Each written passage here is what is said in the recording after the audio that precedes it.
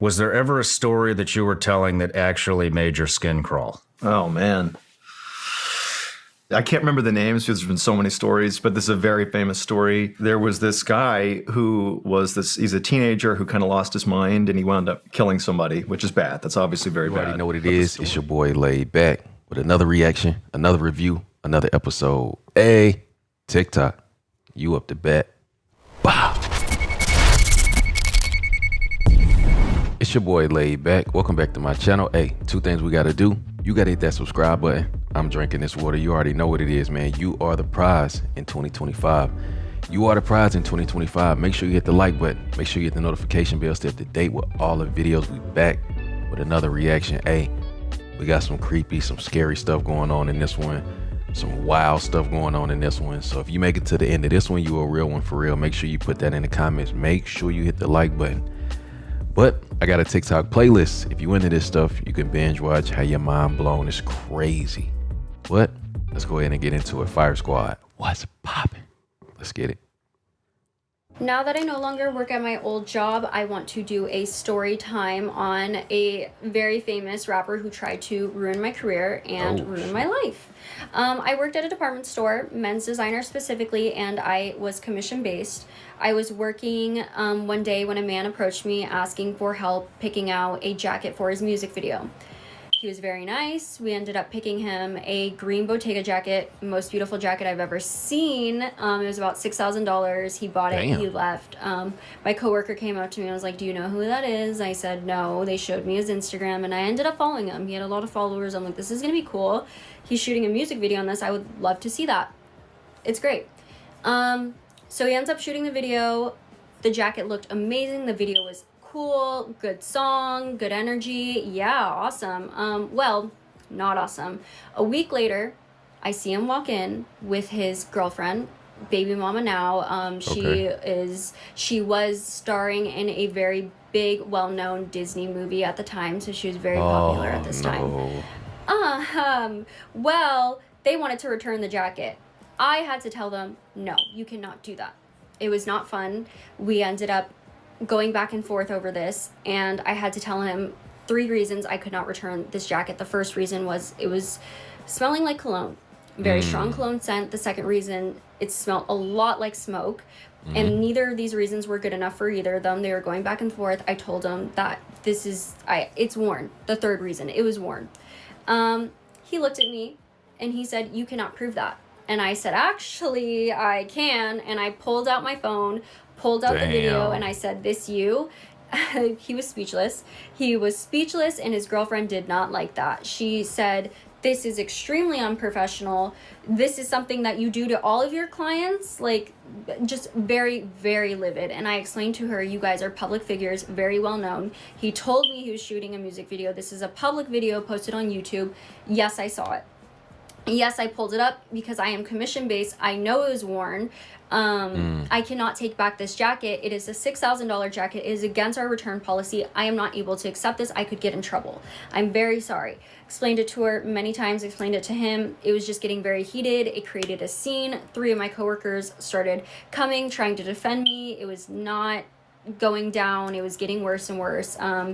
My manager stepped in, helping me, and I actually said, "I'm going to remove myself." I did not feel comfortable anymore. It was not heading into any direction that I wanted to be a part of. So my assistant manager stood there, and I told him, "I'm going to remove myself. If my assistant manager would like to return this, he is absolutely welcome to. I personally cannot take back this return because I can get in trouble. It is a very expensive jacket. It's worn. It smells worn. I can't. I am so sorry, but this is policy." They ended up leaving. My manager said no, he had my back. They went to different departments, tried to return it. It was denied all over the store. They ended up winning. Really? It sucks, but they went to a different location and returned it. Really? It's fine. I expected it to be returned, just not by me. I didn't care because I did not want to get in trouble. I did not want to take the heat for that. It's a big no-no to return designer stuff. I guess that wasn't enough for him because he took to his social media to post the receipt of this jacket, and with the receipt he wrote a very crazy message. With this receipt, it showed my first name, the first initial of my last name, where I worked, the address of where I worked in the department. And in that photo, he said my first name, all of that information, and said I was racist, and I called him the N-word with a hard R. I did not do this. Oh. I had 3 coworkers there, 2 of which were black, my assistant manager, and if I had done this, I would have been immediately fired. I worked a year after that. The store manager ended up apologizing to me for what he put me through. It created a month of harassment. 1 month of his fan base, to his millions of followers, going to social media to Yelp to I think I know who she talking about when she said the Disney character. I think I know who she talking about. Instagram to TikTok calling me racist. They started showing up at the store in groups looking for me. It was Damn. very scary. They started calling the phones, and if I answered, I was being cussed at, yelled at, threatened. I had to be walked to my car when I left. Damn. Because like the groups would be kicked out and they'd still be waiting. They found my social media, and it did not die down for a month, and maybe over a month. It was very damaging, and I thought it was insane behavior because you are abusing your platform to try and ruin somebody's life who is just doing their job. I thought that was the craziest, most erratic thing in the entire world. It turns out that they ended up doing this to somebody else. The girlfriend's sister and him, the rapper, ended up going to a nail salon and doing something very similar and calling this lady racist, but she ended up telling her side of the story, and they were called out for it very publicly. I can't get over this because they came in with an AP watch, Disney money, fighting me, wanting to return a jacket. I am just doing my job. I cannot take this jacket back. Like, it's my job, and you're trying to ruin my life and say very damaging, real accusations for what? Over a jacket you ended up winning. Like, why are you trying to ruin my life, my career? Like, that's sick behavior.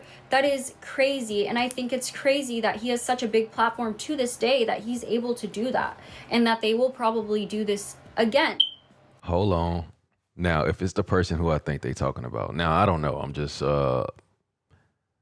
thinking out loud. If it is DDG, right?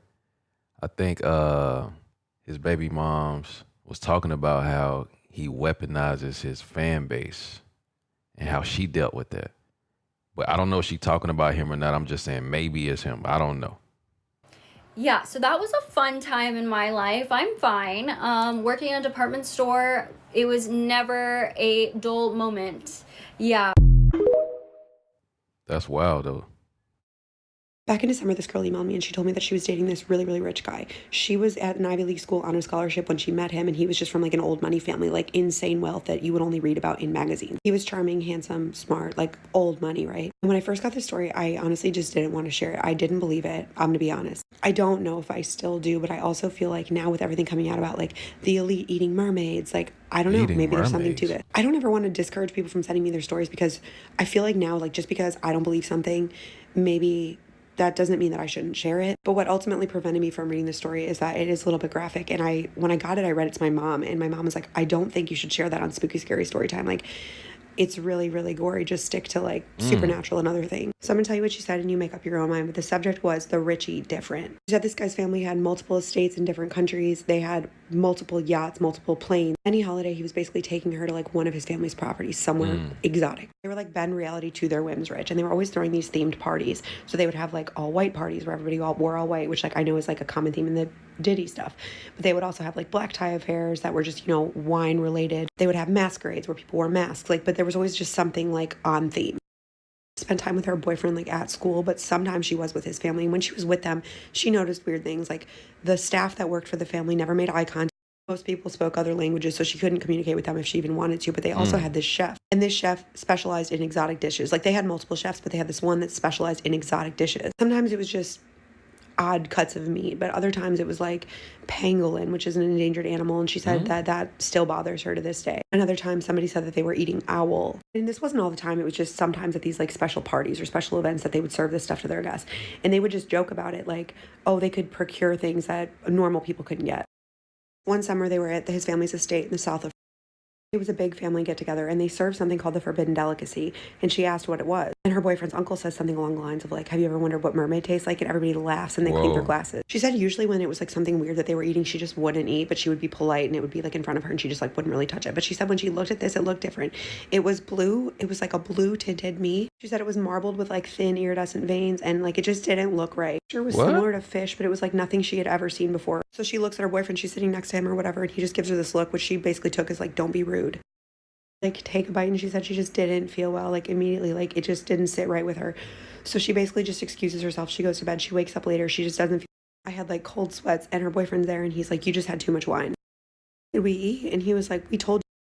She's like, no, your uncle joked that it was a mermaid. And he was like, it wasn't a mermaid. She's like, then what was it? And he was like, I don't know. Don't ask, like, too many questions. Like, he brushes her off. She said she doesn't know if that's actually what they ate, but she just thought, like, the joking of it was weird. Her and her boyfriend did not last long. Obviously, after that, like, even though she enjoyed a lot of the luxuries of, like, being with him, she said ultimately she felt too much pressure to, like, live this lifestyle that she wasn't accustomed to. She also said in her email that they had, like, multiple, like, trophy rooms where they would have, like, you know, taxidermied endangered animals. Apparently there's certain clubs that you can join if you're wealthy enough that allow you to go to these reserves and go hunt these animals, even if they are endangered. Like, if you have enough money, you can still do it. And in these trophy rooms on some of these estates, they also had, like, jars that seemed like they were pieces of creatures. She never got too close or inspected. She said, like, the whole thing just didn't sit right with her. So yeah, you can imagine when I got this email, like, how it just seemed too out there for me. But now seeing all this other stuff come out, I'm like, maybe there is actually something to this, but I don't know. It could also be all fake, and they could have just been joking.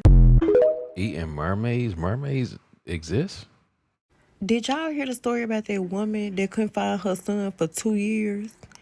Y'all, her son had been missing for 2 years. Come to find out, the boy was deceased the whole time. Dang. So he decided to go out with his friends one night or whatever, and he didn't come back home the next morning. So like any other parent, the mama, you know, she calling him. She trying to see where he at. He's nowhere to be found. Nowhere, like, she haven't heard from him or nothing.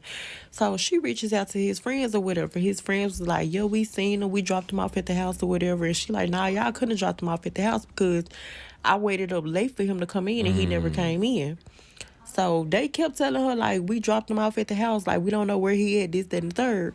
So a couple days passed by. She waiting on her son. Her son never shows up to the house. So at this point, she contacts the police and let them know, yes, I need to file a police report, a missing police report or whatever. My son did not come home. Last people he was seen with was his friends. So the police, you know, they make the report or whatever, and they looking for the boy. He's nowhere to be found, y'all. Nowhere to be found. So days go by.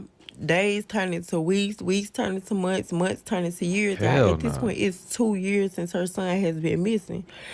So she like, what the fuck? She like, how is my son not showing up? Like, how is his, like, you know what I'm saying? 2 years have passed by. He at this point, I know for a fact, he got to be gone. Like, you know, something that happened to my son.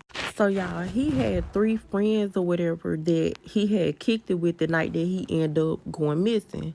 So, I guess it was one of the friends that, I guess, I don't know, it was bothering him to where he couldn't sleep, you know what I'm saying? He couldn't function throughout the day. Like, the death of his homeboy was really bothering him.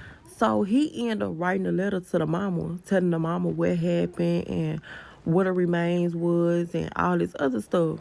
So, y'all, at first, the letter was anonymous or whatever. She didn't know who had wrote the letter or nothing. She just woke up, saw the letter was taped to her door, and, you know, it was basically just telling her where her son was at and all this other stuff. So she goes to the location where they claimed that her son was at. Y'all, why this lady find her son remains in this abandoned house? So at this point, she trying to figure out, she called the police or whatever, the police come and pick his remains up and all this stuff like that. So at this point, she trying to figure out who the fuck left that letter on my door.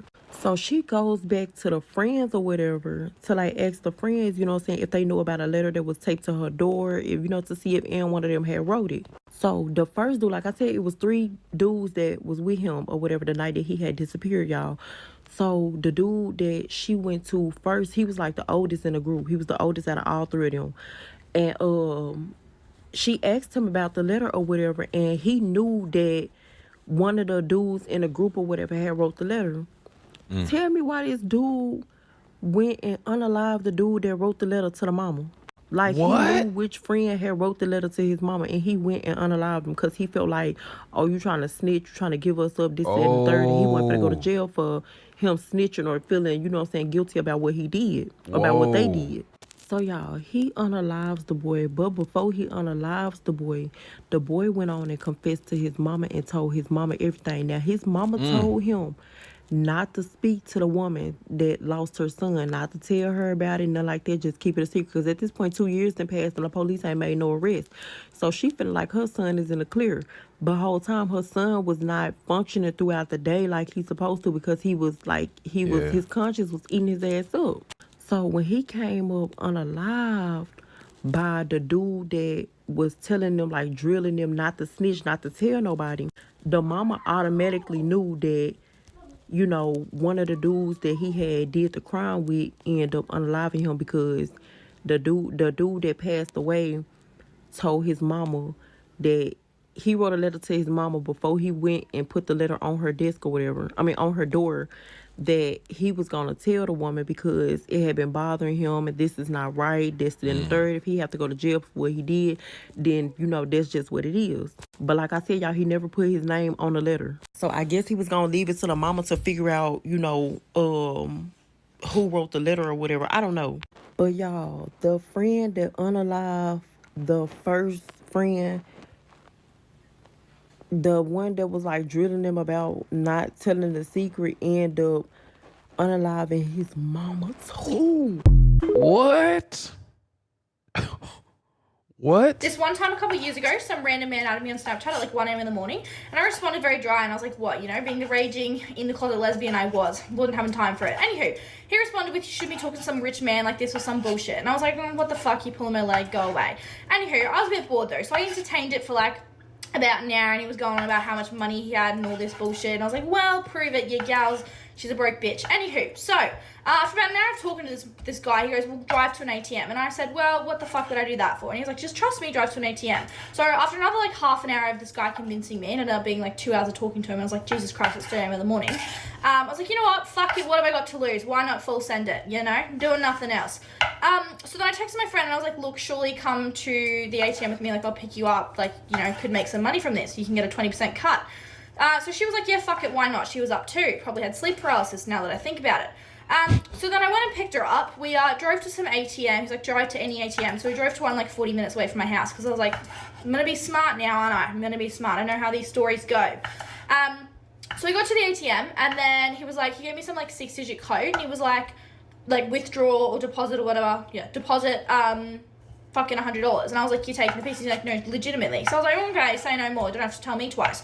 So I deposited the $100 and then he texted me and he was like, I know you're at this location. Like he sent the location of the ATM and I was like, well, fuck shit. He said, I'm behind you.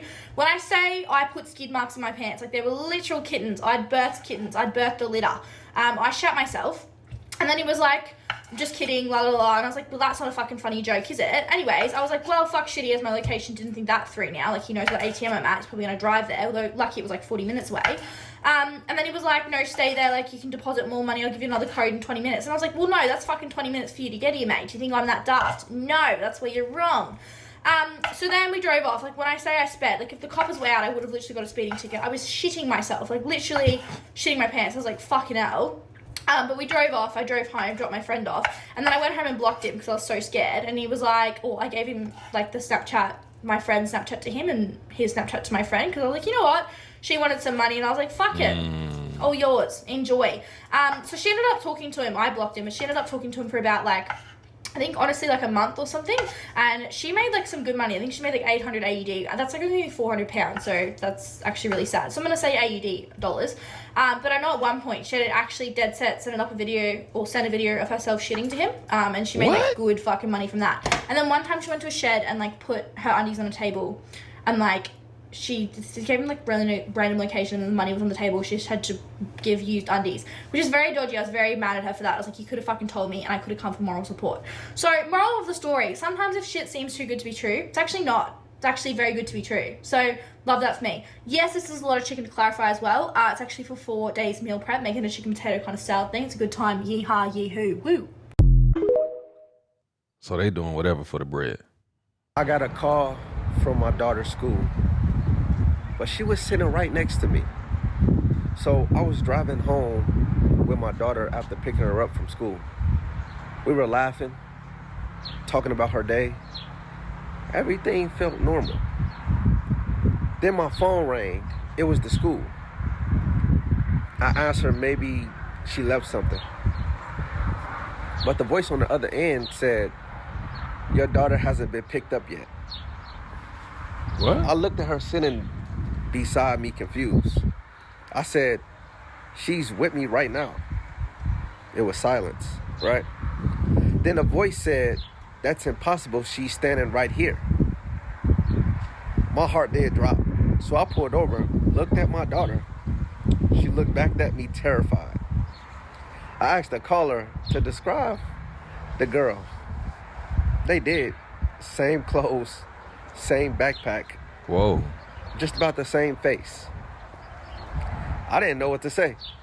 I told them to keep her there and that I was coming back. But when I returned to the school, they said no one was here. No girl, no call, nothing. And to this day, I don't know who I was driving home with. What? I still don't know who I brought home that day. It looked like my daughter. What? What? Was it your daughter or not? What are you talking about? I already knew that Los Angeles has the worst hospitality of any restaurant scene in the entire world, but something happened to myself and some friends the other day that actually shocked us. Like, we could not believe it was that bad. We go to this restaurant on the west side, not gonna say the name of it, okay? Server was super nice. We ordered some wine like we typically do. And as he's bringing the wine over to the table, he makes a mistake, a complete accident, and he fumbles the entire tray of red wine. It drops, it sprays, it splatters all over the table. It completely ruins my jacket, my friend's sweater, and a couple other people's clothes at the table, okay? Complete accident. The server was so nice, but of course, he felt absolutely terrible. It looked like he was about to start crying, right? And as somebody who's been in the restaurant hospitality industry for, I've spent a lot of years in my past in that space, right away, I felt really bad. We handled it really graciously, even though, kind of bummed out that the fits were all ruined, but it was an accident, right? He made a mistake. We started comforting the server because he was so distraught at this situation. The manager ends up coming over and he's like, "Oh my God, I'm so sorry for this incident. Like, let me get some napkins and some soda water and we can try to figure this out, okay?" Literally, myself and another one of my friends, our clothes were so soaked in red wine that in the middle of the restaurant, we are standing up and he is pouring soda water onto our clothes, okay? And we're laughing about the situation. We're telling the manager, like, "Oh man, I know the server feels so bad. Like, tell him it's okay." It was an accident. These things happen, right? So we're in the middle of our meal. We had already placed our order for everything. We eat. And it was one of our buddies' birthdays, and so we had a cake. They bring the cake out, we eat it, all good, right? Time for the bill. And this was a pretty expensive bill. Did we expect it to be fully comped? No. Did we expect it to be even half comped? No. But we expected something at the bare minimum. Okay, like at least the wine for the night being comped, right? Right. Like I said, I worked as manager, general manager in a bunch of different restaurants, and I have done full comps for a lot less, okay? And on top of that, we were so nice and so gracious to the server, the manager, like the server literally almost started crying. They bring the bill out and there's nothing taken off the bill. Zero. Not even the wine. Not even the wine. I go to the manager and I say, "Hey, there was a kind of like a huge incident that kind of happened. Is everything?" He's like, "Oh no, we took off the cake cutting fee." And he said it as if like he was proud to take that off. It's like, we brought the cake. Technically, this has no... This is not a charge to your restaurant. We had a little bit of choice words for them before we left, and it's safe to say we're never going to go back. But long story short, did they fucking handle that correctly? Absolutely am I not. being nuts? Like, I don't know. I think that was some bullshit if you ask me. What do you think? I think it's bullshit. I need you to listen to this. I'm on a flight home, San Francisco to Chicago. A guy and girl get sat next to each other. They do not know each other. They are hee-hee-hawing. They're having great conversation. They are talking for about a good 2 hours. She buys herself a drink and him a drink. She goes to buy the second round. He declines. They're about a good 2 hours into this conversation when he decides to tell her that he has a girlfriend. She says, very loudly might I add, because I am a row and a half away. Why did you wait 2 drinks in to tell me that you had a girlfriend? He responds by saying, I mean, that's kind of weird to just upfront say like, hey, I have a girlfriend. She goes, I'm over here thinking we fell in love and this is the start of our love story. The girl in the aisle in front of Oh, hell no. Y'all done fell in love that quick?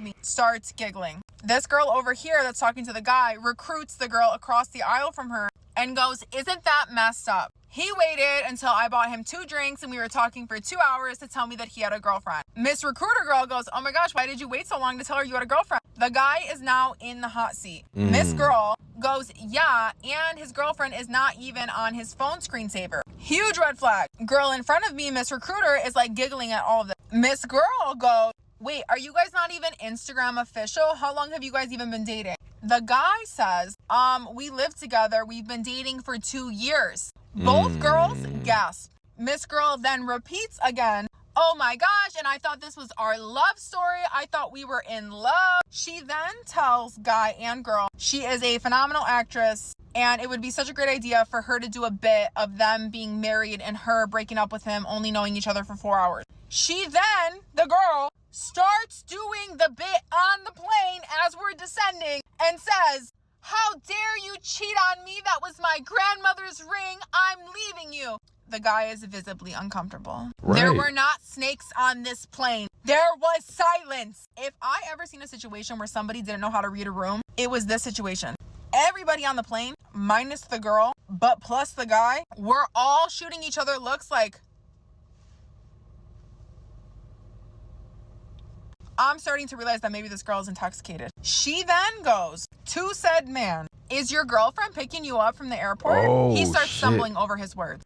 Oh. She goes, oh my goodness, I'm going to follow you out of the airport so I can No. You ain't about to do what? meet her. Miss Recruiter Girl, who's sitting in front of me, realizes this is maybe not a good situation anymore. It's not a joke anymore. It's not funny. She goes, yeah, I don't think that's a good idea. I don't think this is going to end well. Miss Girl goes, I was just kidding. It was all just jokes. But I really did think we were in love. At this point, the line is being blurred of what is funny, what is a joke, what is serious, what is going on. The plane lands. Girl, hold on. Go to part 2. No. Craziest thing you've done to get your crush's attention? I touched his hand and he didn't notice, so I kicked him. What? Tried to do a trick on my BMX whilst he was there, and I broke my foot in 3 places. I didn't know that was possible, bro. Yeah, neither did I. I thought you either break your foot or you don't. Fine. You break it or you don't. What's 3 places? Nah, she's not walking Bro, again. that's icky. Yeah. Saw he was at a wedding on Insta, and then I turned up as his +1. What do you mean? As what? Fam? Just turned up as I'm your +1. Explain yourself, because I came on my ones and you're here and your excuse is, I saw your post on Insta, did my makeup, my hair and got a dress on because it looked like you needed a +1. Hell I'd nah. alert someone. Tried to drift my car in front of her. I ended up tipping it over. I woke up in ER. Damn. Damn. That is not funny. That is not. You guys want to hear a scary story? It reminds me a lot of Insidious, but it's real. One time when I was babysitting these 2 girls, talked about them in a video before this. We were going to call the older one Luna and the younger one Aura. That's what I called them last time. I was babysitting, and the older one had an imaginary friend that she called Pete. I would always sense weird energy in this house. Disturbing, dark, like not good, friendly Casper the Ghost. And then one time, the oldest Luna at the time was, I want to say she was 3 or 4. And the baby, Aura, was like 6 months old. And I had put Aura down for bed. Put her in her little swaddle, got her all set up. She was snug as a bug, cute, perfect sleeping. And me and Luna we're out in the living room because I was like, okay, we can play one game together like before you go to sleep because Aura obviously went to bed a little bit earlier. I think we pulled out like Candyland, some board game, which obviously she doesn't know how to play the ins and outs and the rules because she's 3. But when we were playing, she had another little character and it was Pete's, right? And every time, I swear to God, I would look away, I'd look back and it would move and she'd be like, oh, Pete moved it. And I'm like, okay, Luna, like you obviously moved it, you know? Like she's 3 and I know she's just like, you know, she doesn't know how to play the game. Now I know it was literally this dark spirit that was moving it, but stay with me. I'm like, okay, Luna, sure. And then out of nowhere, we're playing and the TV was on in the background, excuse me. And Luna goes, I love this song. And I'm like listening. I'm like, what song, baby? Like, I don't hear any music. And she said, oh, the song that Pete is singing to me. She said, it's a song that my daddy plays on his guitar because their dad played guitar, I guess. Like, I'd always see the guitar. Sometimes it'd be in the living room or sometimes it'd be in the parents' room. Like, when I'd go in there to grab stuff for the kids, it was just, like, always propped against a wall. And I was like, oh, that's nice. Like, remember what we said about Pete? Because I told her I didn't want her talking to Pete because, again, this felt like a dark energy. And it sucked because every time I was there, I felt like he was sitting in between me and her. Like, he was always, the spirit, Pete, was always hovering. It would never go away. So anyways, I'm like, what song? Blah, blah. And she's like, I'm trying to get her to describe to me again. She's 3. She doesn't really know how to describe it. And she says, no, Pete said he'll play for you. And I said, no, that's okay. Like, want anything to do with it? She said, no, he'll play for you. Just hold on. So I ignore it and we start playing this game again. Just moving little pieces across the board. And all of a sudden I hear the strum of a guitar. Just a solo strum, like an off chord. And I just get chills down my back because at this time the guitar was in the parents' room. I only knew that. I hadn't gone in their room that time, but because I heard it and their door was shut. And Luna jumps up. She's like, oh, I told you, Riley. Like, I told you. Pete said he'd show you the song. It's my favorite song. And I'm terrified. Like, I'm trying so hard to act cool. I don't know how this little girl is not so scared. But I'm just like, oh, okay, hold on. Let me just go look real quick. Because my immediate thought was like, maybe somebody's in the house. Like, a real person. Because that sounded way too real. It literally was just a strum of a guitar. So I go into the parents' room, I turn on all the lights, the guitar is just sitting against the wall. Nobody's in the house, I do a sweep, and I'm like really disturbed because every sweep I'm doing, I feel like something is just hovering and following me into every room I'm going into. So I finally sit back down with her, I'm like, okay babe, let's watch like 10 more minutes of the show and then like we're gonna go to bed. When I sat on the couch with her, it was the first time I felt like not super heavy, overpowering energy, and I'm like, whew, okay, like. But anyways, I was like, okay, this feels a little less heavy. Sorry, my dog's drinking water in the background. She's so loud. So I'm like, okay, I can breathe a little bit. And I pick up the baby monitor right next to us. You guys know what's coming. You've seen the scary movies because it literally was just like that. Pick up the baby monitor to check on Aura and I literally gag when I think about this because it was so terrifying. I see a hand, right next to the baby. She's sleeping, she's swaddling, and it's a creepy hand where the nails are like this long and it's just this black shadowy hand right next to her. And again, this is the first time I said I felt relieved, like I wasn't being followed. It's because it went in the other room. I freak out. I literally sprinted, ran, busted into Aura's room, woke her up because I came in the door so hot. She was crying and just felt that energy in that room was disgusting. I pick her up, I bring her back out to the living room. I'm like trying to explain to the parents when they come home, like they're gonna think I'm insane of why their kids are still awake. And I'm sitting on the couch with the baby and with Luna, and I forgot to turn off the baby monitor.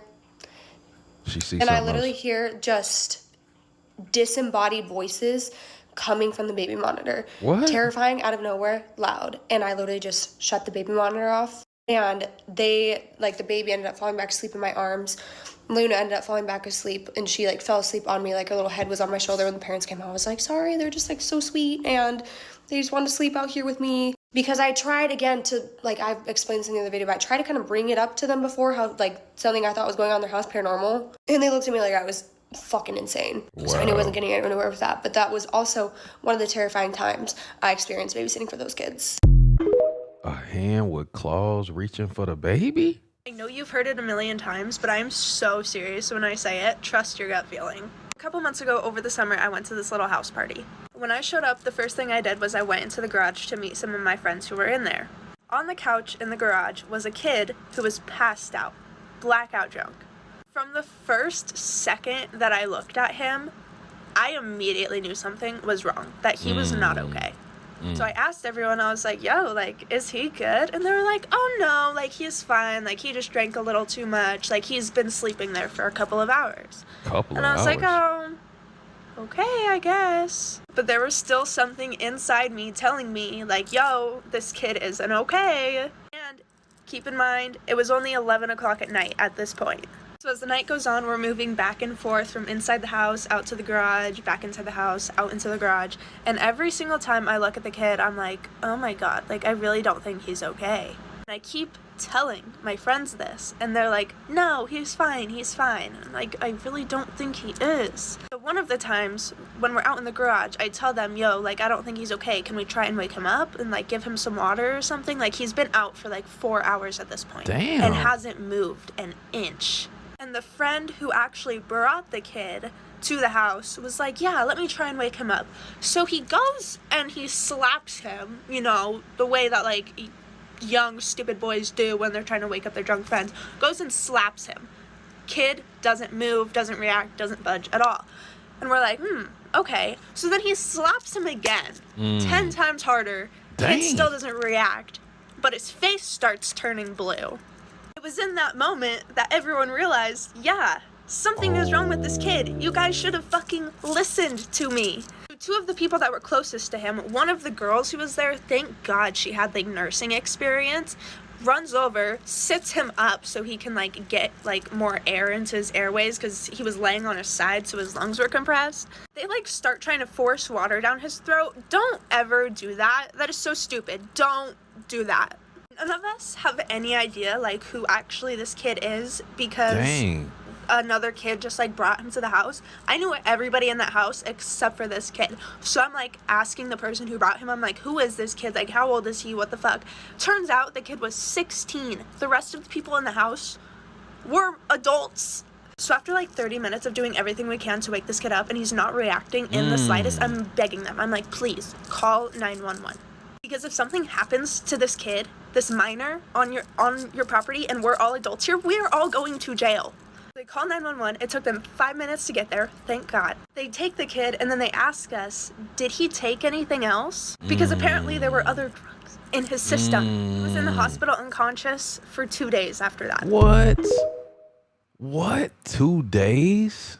It is literally true that Hollywood is the devil's playground. Where do I even begin? Several people have sent me this TikTok and asked me to share some of my experiences, so here you guys go. I literally lived in Hollywood for 2 years and all this random shit happened to me. When people say Hollywood is haunted, they are not joking. The amount of paranormal experiences that I experienced living there. One time I was in an Uber, it was late as fuck at night, maybe like 1 or 2 in the morning. We are on a hill, okay? We're at a stop sign on a hill. There is nowhere for anybody to come from. And out of nowhere, someone starts banging on the window, help me, help me, help me. Literally screaming. Scares the fuck out of me in my Uber and we look at each other. See, he's better than me because he got out the car. I rolled my window down. Tell me why there was nobody there. In the building that I used to live in, several people have allegedly taken their own lives. The amount of times that my sheets would be pulled off of my body in my bed, forks thrown at me, papers flying. And it ain't just the ghost you gotta be scared of, it's the people alive too. This woman used to stand outside my window, okay? She put butter in a sock. I kid you not, this is not iCarly, this really happened. Anytime somebody went by on a bike, whack. Anytime somebody walked by, whack. What? Try to drive your car past her, she's gonna smash your window in. I have almost been pulled into several people's cars. While waiting for Ubers or, walking around, I've been grabbed by random men and they would start literally like kissing me up my arm, on my cheek. There's a museum of death. I don't know why I went in there, but I did. And I'm pretty sure something followed me out. Let me not even get into the shit that I saw at this party. While looking for the bathroom, I opened up a door I shouldn't have. And I saw some shit that I shouldn't have. And I genuinely wish I could erase it from my memory. And the only way I got out of that situation was pretending that I was high and drunk and acted like I didn't see anything. The things that I was offered in exchange for money and fame. I'm sure some of y'all hear about, the satanic shit that happens out in Hollywood allegedly. And some of y'all probably think, oh, it's probably just like a joke or like a rumor. People that you wouldn't even expect to be involved in that stuff are involved.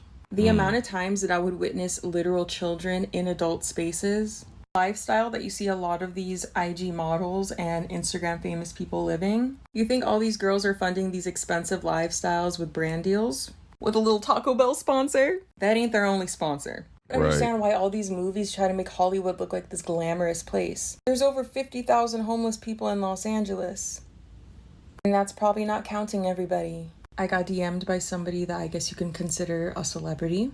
When I got there, I wasn't the only girl there. And the first thing that I was told by one of the other women, "Oh, is it your first time too?" The second those words left her mouth, I left. I don't even want to know what that meant. I was told that it was just going to be us, so I don't know what I was about to get into, but I'm glad I left. I'm running out of time, but I have a ton more stories. Y'all want them? Hollywood is different.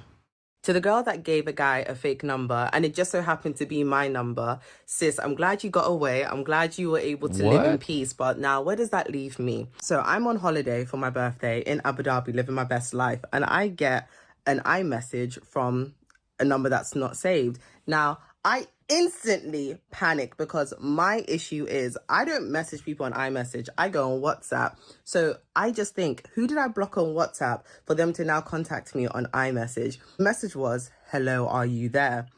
Does that not sound like the beginning of a horror movie? So I respond, "Hi, who is this?" And he goes and says, "Oh, it's Kurt." Relaxing now, I don't know a Kurt. So I tell him, "I'm sorry, you got the wrong number." Then he says, "Well, aren't you Liz?" I said, "No, I'm D. I think Liz gave you the wrong number." Now, this is where I messed up because I had no business in telling this man my name, but I thought I'm being nice because obviously she curbed you. She did it. She curbed you. And for good reason, because he goes on, obviously, to save my number and goes on WhatsApp to see what I look like.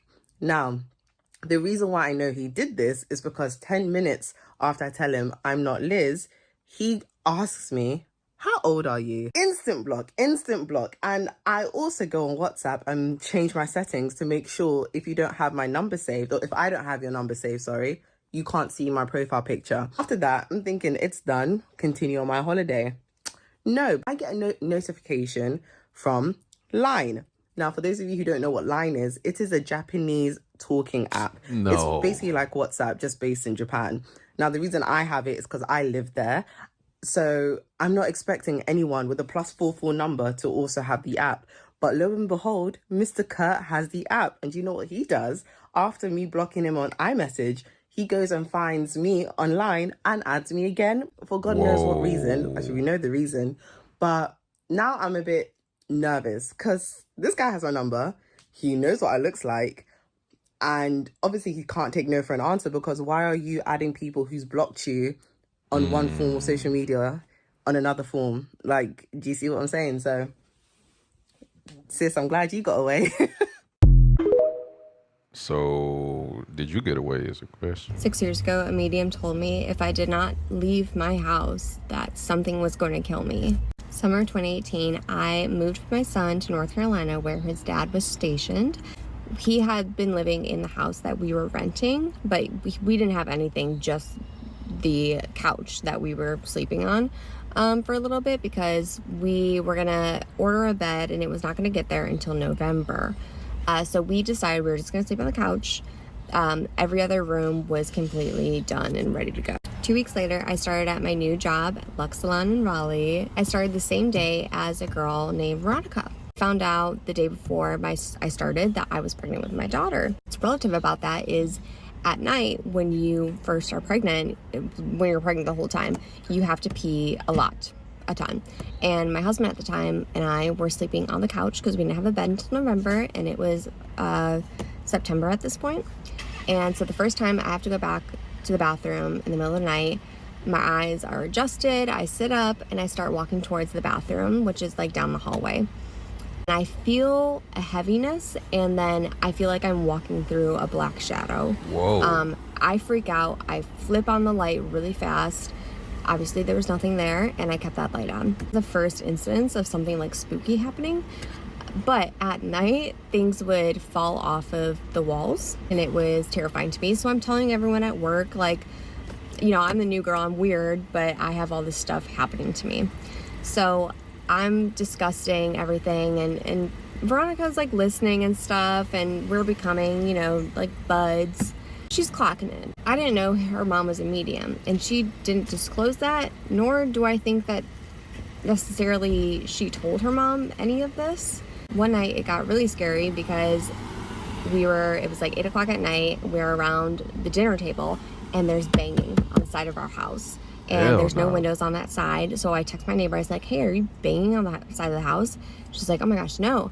And then suddenly the banging was upstairs above us and in my son's room. My son had been screaming like twice for whatever reason at night, which is very unusual for him. So that freaked me out too. So my husband runs upstairs and he can't hear the banging, but I can hear the banging. And I'm like, he's like, there's nothing. I'm like, it's banging still. He runs downstairs and the banging is on the side of the house again. I don't even remember what we did that night. I blacked out. I don't remember anything. I don't even remember telling my family it was happening, but I told the girls out at work. Okay. I was like, listen, this is happening and this is creepy. I'm pregnant. Finally, we have a bed, okay? So I don't have to do the spooky bathroom trips at night. So we have a bed, we live upstairs. One night when I was pretty pregnant, I shot up in bed because I was being choked. And I'm sorry if I'm talking about this like very nonchalantly. This is my 4th time recording this. The last time I recorded it, like just 5 minutes ago, the audio was gone. So I should actually check and see if the audio's working. Okay, it's working. Wake up, I'm being choked. And it's not like reflux like you get when you're pregnant. It's like I felt like someone was choking on me. I sit up so fast. I'm like, it's hard to breathe, but I catch my breath. And I'm like, and I just think, okay, reflux. Because I'm scared. I don't want to admit that there's something spooky going on. I had a relationship with God, but not really. I wasn't praying to him or anything like that. Like the relationship was just not there. I wish I had a relationship at that point because I feel like I would be able to just like cast the demons out. So I tell my neighbor who's like a little bit woo-woo and her best friend is also woo-woo. They're like witches and they're like, listen, there is such a heavy presence in this house. Like it's terrifying. Got my cross, my baby, we've got the windows open, we're saging, I'm saying that our Father, because I'm Catholic, that's just like what I know, that's all I know. Everything is good and clear until I give birth to my daughter. I was in so much bliss and I started getting very sick. I had rashes all over my body. I couldn't bend my fingers, like it was very progressive. And I kept getting more and more sick. I went to the emergency room. I went to my OB/GYN. Like, no one can figure out exactly what is going on. So I get on this, like, antibiotic type of thing. And I start feeling good on Friday. Monday, June 10th, baby, is when my AVM bursts. I didn't know I had my AVM at all. So all I think is I have a massive headache. It was to the point where I could not go to sleep. And I have my whole stroke story on my profile. You can go and listen to it. So I'm going to really skip ahead. Go to the hospital in June. I'm home by October. I realized because of my stroke, I can't go up and downstairs. At this point, like I was in a walker for assistance. We need to buy a house. We buy a cute little ranch. And I tell all the girls at work, like, oh my gosh, like I bought a house. And Veronica goes, wait, so you're not in that house anymore? I'm like, no. She goes, okay, my mom wrote you a letter. When I say this letter blew my mind, go to part 2.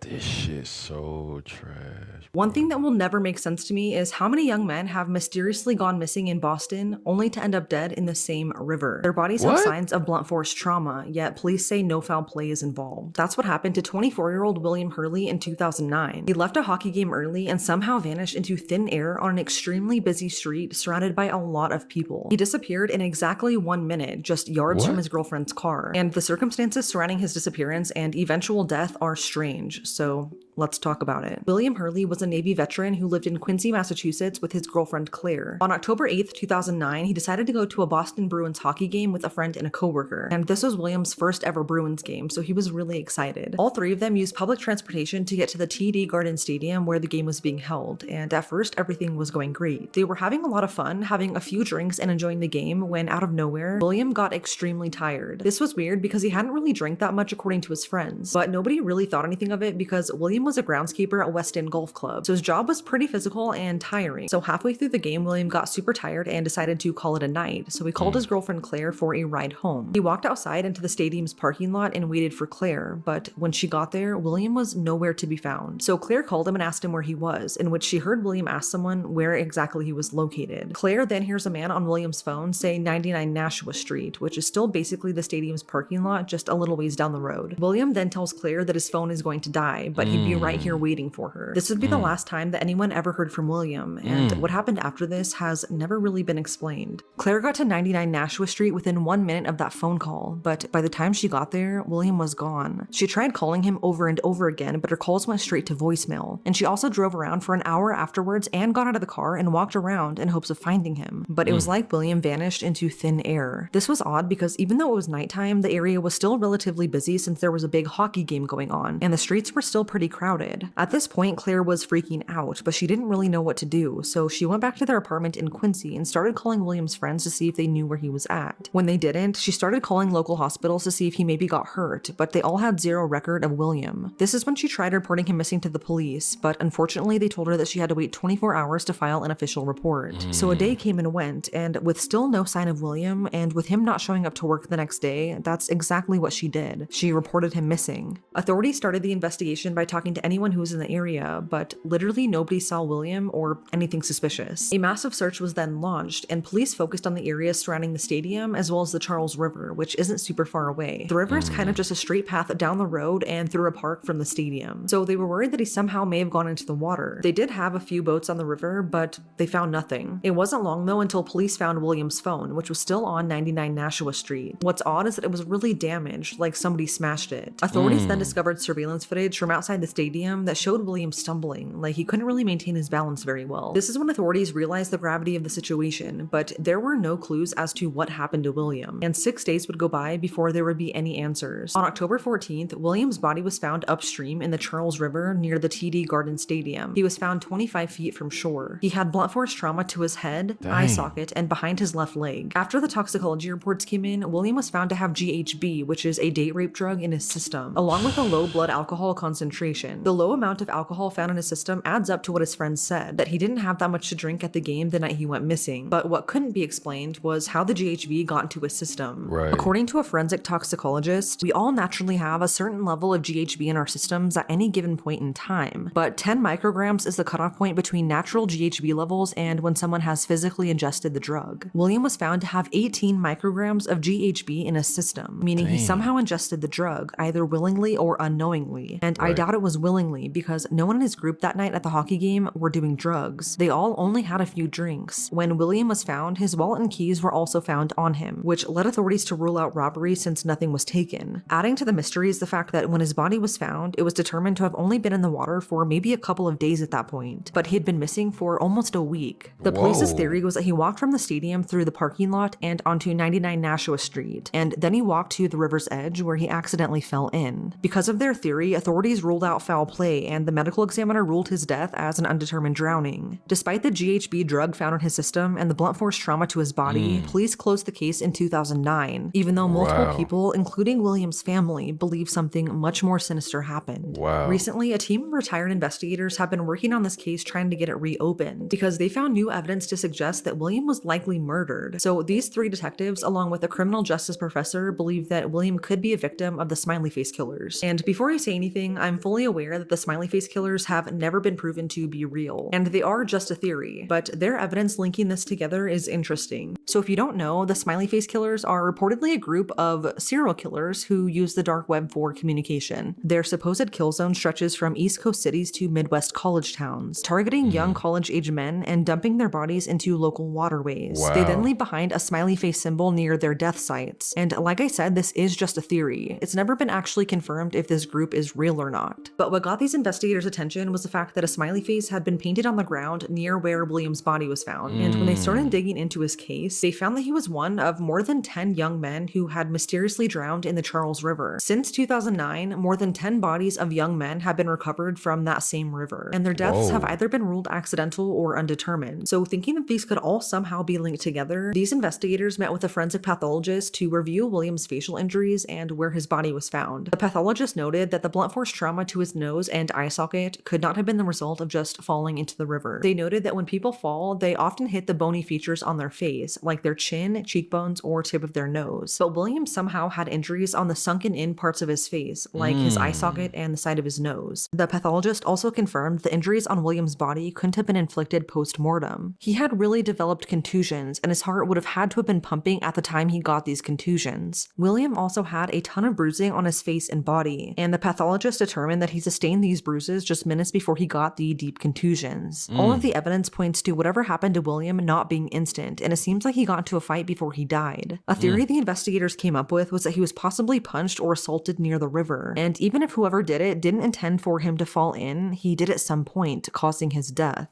But even if this is true, it is still murder, and whoever did it needs to be found. Another major piece of evidence that almost proves William was murdered was where his body was found. It was in an odd location, upstream from where he went missing. It just doesn't seem possible for him to have entered the water near 99 Nashua Street, because his body was found upstream from that location. This would mean that his body went against the current in the opposite direction, and it just doesn't seem likely that a body would go against the current like that. It seems as though William either entered the water much further upstream, or he was dumped in the water shortly before being found. Further proving their point, the investigators got William's phone from his family, and like I said earlier, it was really badly damaged. So they thought that with this damage, it could have been run over by a passing car that night. But after taking it to a digital forensic analyst, they believe that someone deliberately broke the phone. The phone reportedly had excessive damage to the hinge, and the way it's damaged just isn't consistent with being run over. They believe that after the phone was smashed, someone did run it over with a car after the fact to make sure that it was really broken. With all of this new evidence, it seems more likely that William was actually murdered, or at the very least, there was some other human interaction besides William just falling into the river that night. Another reason that some believe that the smiley face killers could be involved is because in 2015, a retired Boston police officer had randomly stumbled across a smiley face with 3 stars above it graffitied on an electrical box near the Charles River. And at that point in time, 3 victims had gone missing and were later recovered in that same body of water. Whoa. They don't believe the 3 stars were a coincidence. Although the smiley face killer theory is just that, a far-fetched theory, William's mom believes that this could be a real possibility. His family doesn't believe that this was just a tragic accident. The 2 biggest things to me is that if this was just an accident and he somehow just accidentally fell into the river that night and drowned, why did he have so much trauma to his body? And why was his phone so damaged and left behind on 99 Nashua Street? It just doesn't make sense to me how he completely vanished within 1 minute on a street full of people, yet nobody saw anything. And the fact that so many other young men have mysteriously suffered the same fate in the exact same area. To me, it seems like he encountered someone that night who he ended up getting into a fight with, or maybe someone just randomly attacked him, and he either fell into the river as a result or was pushed in. But it's now been 16 years, and whatever happened to William that night remains a mystery. 16 years? Was there ever a story that you were telling that actually made your skin crawl? Oh, man. I can't remember the names because there's been so many stories, but this is a very famous story. There was this guy who was he's a teenager who kind of lost his mind and he wound up killing somebody, which is bad. That's obviously very bad. But the story is that when he was on the run, he wound up finding his way into this family's house and he burrowed his way into their walls and lived in their walls for I think a year or 2 before he was finally found. And when he was found, get this, we have the father who's got 3 young girls, I think, in the house. He opens up one of their closets because he keeps hearing strange sounds in the closet because it's where this guy was behind the wall, and he opens it up, and standing in the closet was this teenager who was wearing, I think, his wife's dress or something, and he was carrying a hatchet, and he's in the man's house, and he discovers this burrow hole into his walls that had been there for a year. And so the father escapes with his kids, and this guy ends up getting arrested or whatever. And I think his name's Robert something, but basically this psychopath, hatchet-wielding maniac was living in this family's walls for 3 years. Whoa. Might have been a year, but it was a long enough time that you're how? Whoa. That is nuts. I was living in Chicago and this woman had a son that was in jail, right? So this woman, I knew of her, but I didn't know her, right? So she telling us all this story about how her son committed this crime And now to get him out, she gotta, you know what I'm saying, put her house up. Now, at this point in time, I never knew nothing about you had to put a house up or you could put a house up to get somebody out of jail. So it was so much evidence that showed that this young man committed this crime. The lady at the time was like, if I put my house up and my son flee, because I feel like he's going to flee. But if I put my house up and he flee, I could lose my house.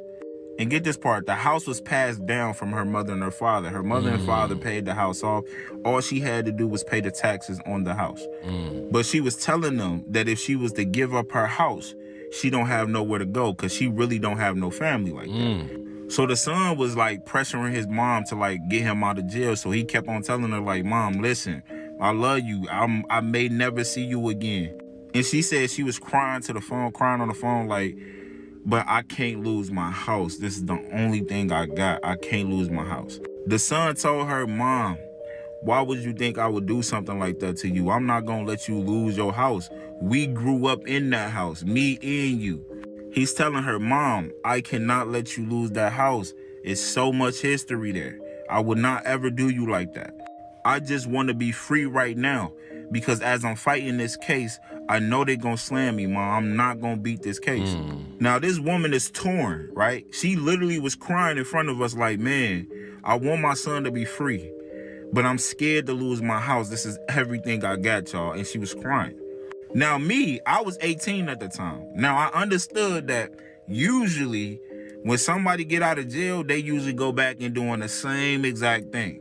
Because a lot of us already know, especially if you grew up in a bad neighborhood, when you have a bad background, right, it's not a lot of opportunities you can get, right? So you kind of forced to go back to what you was doing because you was making a decent amount of money there. I told the woman in front of everybody, I would not put my house up if I was you.